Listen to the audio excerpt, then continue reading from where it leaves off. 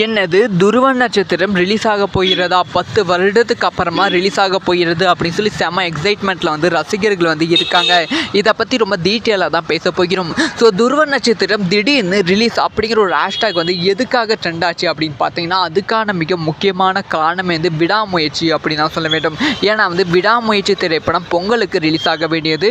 So சில காரணங்கள் காரணமாக பொங்கலுக்கு வந்து ரிலீஸ் ஆகாமல் டேட் வந்து தள்ளி போய்விட்டது. ஸோ விடாமுயற்சி திரைப்படம் தள்ளி போனதால் வந்து அந்த டேட்டில் வந்து 10 திரைப்படங்கள் வந்து வெளியாக போகிறது பொங்கல் பண்டிகையை முன்னிட்டு. இந்த சமயத்தில் வந்து யாருமே எதிர்பார்க்காத ஒரு திரைப்படம் விஷால் அவர்களோட ஒரு திரைப்படம். கிட்டத்தட்ட வந்து 2013 அந்த திரைப்படத்தை வந்து கம்ப்ளீட்டாக முடித்தாங்க. அப்போவே ரிலீஸ் ஆக வேண்டியது. ஆனால் ஃபினான்ஷியல் ப்ராப்ளம் காரணமாக ரிலீஸ் ஆக முடியவில்லை. இப்போ வந்து அந்த திரைப்படம் வந்து ரிலீஸ் ஆக போகிறது. இந்த சமயத்தில் வந்து துருவ நட்சத்திரம் திரைப்படம் 2014 வந்து தயாரிக்கப்பட்ட திரைப்படம்.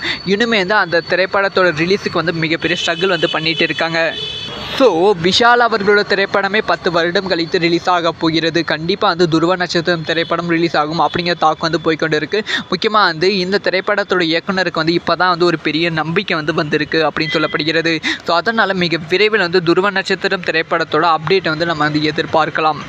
அப்படி அப்டேட் வந்தால் விக்ரம் ரசிகர்களுக்கு அதை விட ஒரு திருவிழாவான நாள் வேறு எந்த நாளும் இருக்காது. இந்த ஒரு விஷயத்தை பற்றி உங்களோட ஒப்பீனியன் என்ன?